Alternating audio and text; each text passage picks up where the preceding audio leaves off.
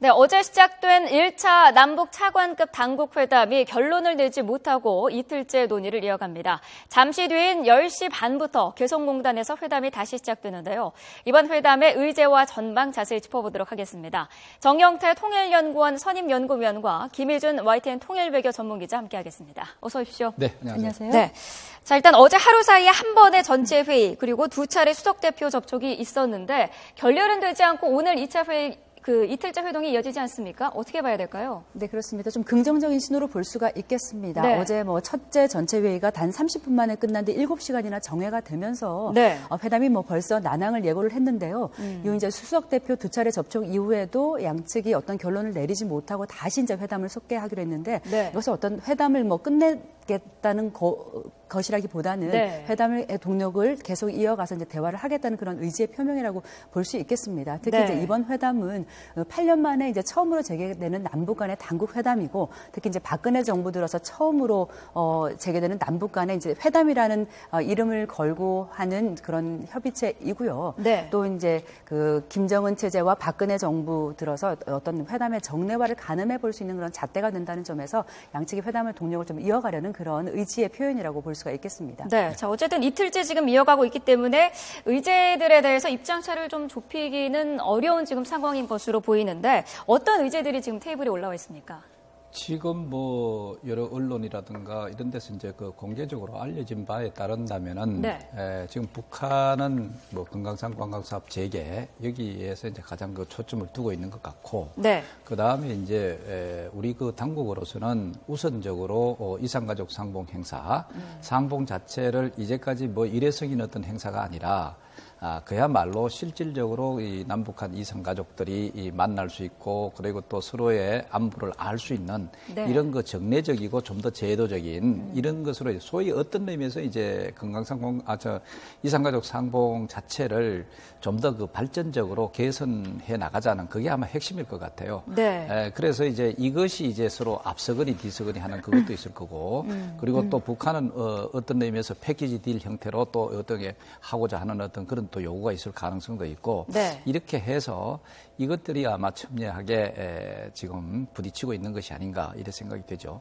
가시적인 성과도 좀 나올 수 있을 것으로 보시나요? 저는 가시적인 성과가 있으리라고 봅니다. 네. 그 이유가 보면은 지금 회담 형식에 있어서도 좀 더 여유가 있습니다. 이전보다는 예를 들어서 이제 방식에 있어서 좀 충돌이 심하고 이런 어떤 차이가 클 때는 소위 이제 밤샘 회의라고 하는 회담이라고 하는 이런 형태로 서로의 어떤 제압이라든가 이런 소위 소모적인 형태를 유지해 왔다고 본다면은 이번 경우는 그런 어떤 밤샘 협상이라든가 그것보다는 좀 더 여유를 갖고 그 다음에 속개하는 그런 형태로 해서 생각보다 어떤 의미에서 며칠 더 걸릴 가능성 이런까지도 예견이 됩니다만은 그러나 어떻든 그 내용면에 있어서는 북측도 그렇고 우리 남측도 마찬가지로 나름대로 그 남북 대화를 통해서 문제를 해결해 나간다고 하는 그런 기본적인 정책이랄까 이런 것을 이제 서로가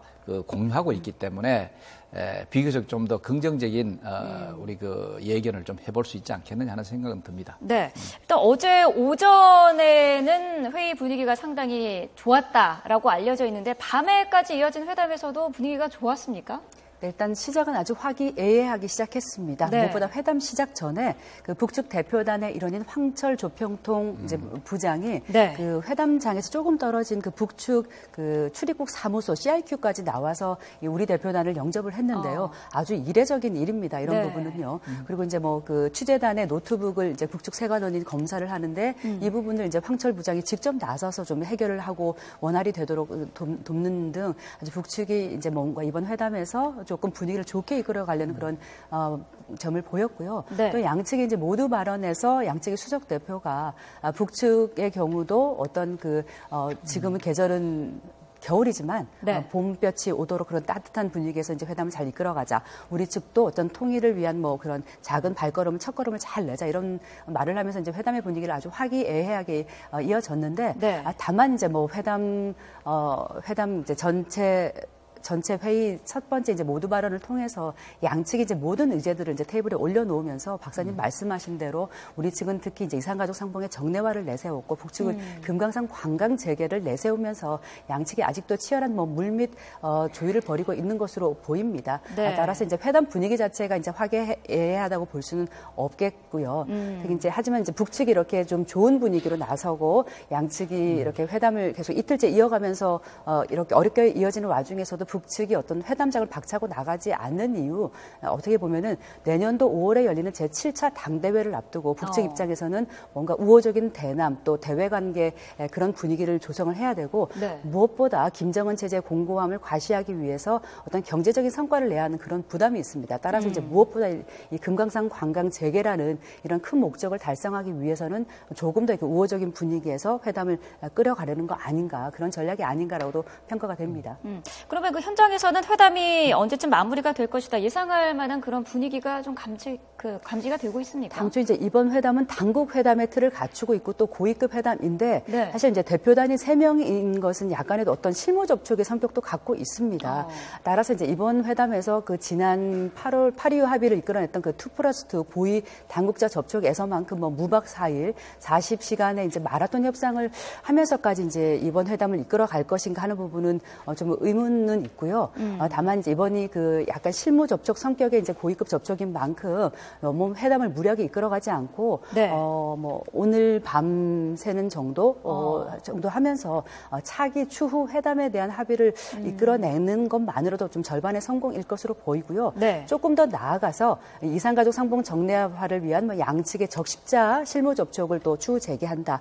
또 더 나아간다면 이 금강산 관광 재개를 위한 당국 간 회담을 좀 별도 회담을 열어서 한다는 그런 합의까지 나온다면 아주 뭐 좋은 결과라고 볼 수가 있겠는데 네. 그렇게 하기 위해서는 조금 더 회담을 끌어가겠지만 그렇다고 무리해서까지 이제 며칠을 끌어갈 것으로는 보지는 않습니다. 저는. 네, 알겠습니다. 자, 다른 사안도 좀 알아보도록 하겠습니다.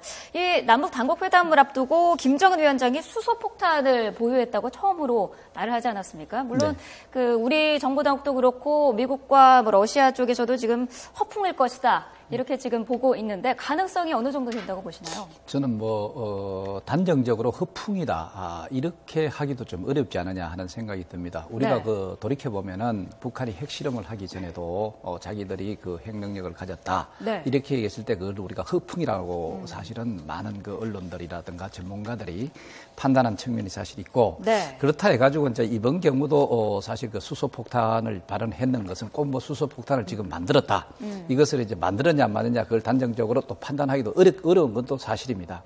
그럼에도 불구하고 여러 가지 정황으로 봤을 때 북한이 소형화, 경량화, 다종화 이것에 이제 3차 핵실험을 하고 난 다음에 자기들은 성공을 했다 하면서 그 실험에 대해서 사실 그 평가를 한 바가 사실 있거든요. 물론 여기에서도 물론 그 여러 가지 그 블러핑 차원에서 좀 허풍을 떠는 그런 뭐 분명히 따릅니다. 그럼에도 불구하고 북한이 이제까지 그 핵을 개발해온 역사라든가 그 시간을 우리가 감안해 봤을 때 수소폭탄이 이제 사실 이건 수소폭탄은 핵폭탄 개발의 거의 마지막 단계, 최고의 단계라고 사실 볼 수가 있습니다. 그래서 이 단계까지도 우리가 전혀 부정해서도 안 되겠다는 그런 그 안보적 차원에서 우리가 대응 뭐 이런 생각도 좀 해봐야 될 것 같아요. 그래서 이제 전문가들은 기술적으로 볼 때 이제 수소폭탄이까지는 개발을 못 했더라도 그 원자폭탄과 수소폭탄의 중간 단계인 증폭 핵 분열탄을 만든 정도가 아니냐, 그 정도 기술력은 확보하고 있지 않을까라는 그런 좀 진단을 내놓고 있고요. 이제 북측이 이렇게 이제 수소폭탄을 갑자기 언급한 목적이 있을 것입니다. 뭐 크게 한 3가지로 볼 수가 있겠는데요. 무엇보다 뭐 내년도 그 김정은 체제의 공고함을 과시할 수 있는 그런 당대회를 앞두고 어떤 군사력의 강화, 뭐 체제 결속을 다지기 위한 그런 목적이 있을 것이고 또 두 번째는 이제 미국에 대한 메시지가 있겠죠. 미국은 최근에 이제 북한의 미사일 부대인 전략군에 대한 그 추가 제재 대상에 올렸는데 이에 대해서 이제 미국을 좀 압박을 하면서 우리가 원하는 평화 체제 협정 체결을 촉구하는 그런 의미도 있겠고요. 또 어제 그 당국 회담 이제 시작되는 시점에서 남측에 대한 기선 제압을 하겠다. 뭐 이런 목적으로 나온 것이 아닌가라고 분석을 할 수 있겠습니다. 네. 자, 북중 관계도 약간의 변화의 조짐을 보이고 있는데 일단 유엔 안보리에서 북한 인권 문제를 논의하자는 표결에서 중국이 반대 의사를 표명을 했고요. 오늘은 또 그 모란봉 악단, 김정은이 굉장히 아끼는 모란봉 악단이 중국에서 공연을 하지 않습니까? 어떻게 봐야 될까요? 뭐 전반적으로 이제 중국 입장에 있어서는 그 북한과 보라든지 기존의 그 동맹 관계라든가 이런 그 우호적 관계를 유지하겠다, 또 다시 개선하겠다 하는 것은 분명한 것 같아요. 네. 이제 문제는 이제 북한 측 입장이었는데 그 이제까지는 김정은이가 저쪽에 중국에 대해서 조금 더 이제 자기들 중국의 뭐 정치적 개입이라든가 이 영향력 이런 것을 우려했음인지 좀 멀리한 측면도 사실 있습니다. 이제는 이제 그 좀 달라진 측면이 있는데 그것이 이제 김정은 정권 자체가 이제는 4년, 이제 5년 차에 이제 들어갈 그 입장이 있거든요. 네. 그렇다면 이제 보다 더 본격적으로 북중 간의 관계라든가 좀 더 과감하게 열 필요가 있지 않느냐, 뭐 이런 생각 차원에서 이제 중국과 북한의 그 연결고리 자체를 사실은 당 차원의 그것을 또 복원하고자 하는 그게 상당히 강하게 보인다. 그래서 이번에도 다 움직임이 다 이 당 차원 같아요. 네. 그래서 이제 5차 당 대회를 열기 이전까지 자기들이 혼자가 아니라는 것을 또 과시할 필요가 있습니다. 그래서 강한 그 중국이라고 하는 세계 뭐 이제는 뭐 두 개 강대국이라고 할 정도로 이런 경우는 아니죠. 그러니까 중국하고 강한 어떤 그 당적 유대, 사회주의 체제 유대 이런 것을 갖고 있다는 과시하고자 하는 그런 차원에 있어서도 북중 간의 관계를 굉장히 그 매끄럽게 하면서 보다 더 개선하고자 하는 그런 움직임이 아닌가 이렇게 판단이 됩니다. 네. 자, 모란봉 악단이 오늘 일단은 그 비공개로 공연을 하는 것으로 알려져 있는데 악단의 규모가 굉장히 크다면서요? 네, 이번에 이제 모란봉 악단과 고온국가 합창단이 같이 갔죠. 한 뭐 단원 전체, 그러니까 수행원이랑 다 합치면 한 300명 정도의 규모의 이제 단원들이 갔는데요. 네. 이 모란봉 악단 이제 북한판 걸그룹으로 보이는데 이 전자악기를 연주하는 10여 명과 다른 뭐 가수들 또 현악기 연주자에서 한 7명이 있고요. 네. 이 국가공원 합창단은 북한 최고의 남성 합창단인데 한 단원 규모가 120명 정도에 이릅니다. 네. 아무튼 뭐 이번 중국 방문에서 가장 많은 뭐 인기를 끌면서 원래 사흘이었던 공연이 지금 뭐 닷새로 늘어났고 표를 이제 구하겠다는 사람들이 너무 많아서 아주 이제 북한의 이제 인기를 끌고 있는데 이번 뭐 이런 이제 모란봉 악단의 이제 방중을 계기로 해서 뭐 북중 관계의 훈풍이 조금 불고 있는 상황이죠. 네. 자, 이 모란봉 악단이 중국에서 공연을 하면서 이런 바람을 타고 연말이나 연초에 김정은이 중국을 방문할 가능성도 있지 않겠느냐라는 분석도 있는데요. 어떻게 보시나요? 뭐 이제까지 그 김정일 국방위원장 시대 때도 그 김정일 자체가 중국을 방문하기 이전에 이런 소위 그 악단들이라든가 이런 그 문화 교류 이런 행사를 사실 중국에 여는 그런 바가 한번 여러 차례 있었습니다. 뭐 이런 전례를 본다면은 이번에도 아마 전초적인 행사가 아닌가 뭐 이래 볼 수도 사실 있죠. 뭐 그렇게 본다면은 김정은 국방위원장의 어떤 그 준비 단계다. 할 수 있는데 그러나 아직까지 이제 김정은 자체가 어느 정도 자신감을 가지면서 해외로 움직일 수 있을 것인가 하는 것도 여기에서 좀 더 신중한 판단이 필요하지 않느냐 하는 또 그런 의견도 사실 있습니다. 조금 좀 말씀을 조금만 덧붙이자면 그 2010년도에 이제 김정일 위원장이 방중을 할 때와 이제 아주 상황이 유사합니다. 당시에도 김정일 위원장이 방중에 앞서서 당시 이제 북한 중국 대사가 한 일주일 정도 좀 잠적을 했고 그 다음에 이제 당시 김정일 위원장이 아주 그 총회를 하던 피바다 가극단이 이제 중국을 방문해서 분위기를 띄운 뒤에 전격적으로 방중이 이루어졌거든요. 이번에도 그런 면에서 본다면 리진진 주북한 중국 대사가 한 2달 동안 잘 모습을 보이지 않다가 모란봉 악단이 떠나는 평양역에 나와서 환송을 했고 그다음에 이제 모란봉 악단이 지금 이렇게 아주 대대적인 인기 속에서 그 연주를 한 다음에 전격적으로 이제 김정은 제1위원장이 방중을 할 가능성이 예상이 되고도 있고요. 또 이와 함께 뭐 지금 이제 북한 입장에서는 36년 만에 열리는 이 7차 당대회를 앞두고 우호적인 뭐 대외 관계 조성이 아주 중요하고 특히 이제 혈맹 관계였던 북중 관계 복원을 좀 과시할 수 있는 그런 기반이 되기 때문에 북한으로서는 어떻게든 이제 이번에 김정은 제1위원장의 방중을 좀 성사시키려고 하지 않을까라고 관측을 해볼 수가 있겠습니다. 네, 알겠습니다. 자, 남북 당국회담 이틀째 논의 예정대로라면 오늘 오전 10시 반에 시작이 될 예정인데요. 아직 오늘 회담이 시작이 됐다는 소식은 들어오지 않고 있습니다. 관련되는 내용은 들어오는 대로 다시 전해드리도록 하겠습니다. 오늘 두 분 말씀 여기까지 듣겠습니다. 고맙습니다. 감사합니다. 감사합니다.